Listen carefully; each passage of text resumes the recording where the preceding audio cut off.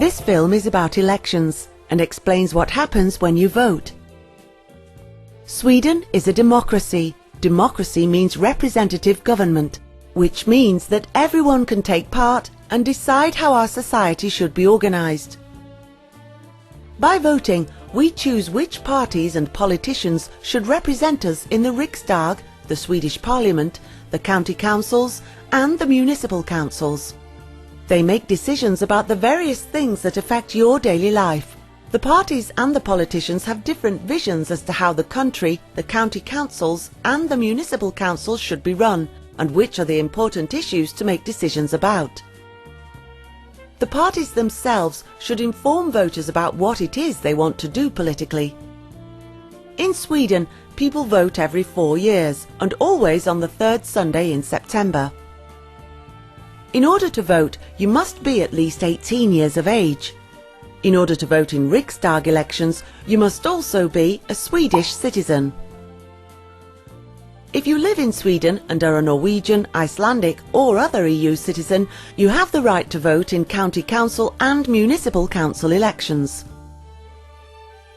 If you are a citizen of any other country, you must have lived in Sweden for 3 consecutive years before election day in order to have a vote in county and municipal council elections. So what happens when you vote? About 3 weeks before the election, everyone who is eligible to vote will receive a voting card in the post. The voting card will tell you which elections you can vote in, as well as the address and opening times of your local polling station. If you choose to vote at your local polling station on election day, make sure that you bring your identification with you, such as an ID card, passport or driving license. The polling station will have ballot papers and envelopes. The ballot papers are different colours. The yellow ones are used for Riksdag elections. The blue ones are for county council elections, and the white ones are for voting in municipal council elections. There are also ballot papers without the names of parties or candidates on them. You can write the name of the party you want to vote for on these ballot papers. If you do not write the name of a party on the ballot paper, it is deemed to be invalid when the votes are counted. These blank votes do not affect the allocation of seats between the parties. Once you have the ballot papers and have been given envelopes, you go behind the voting screen to cast your vote.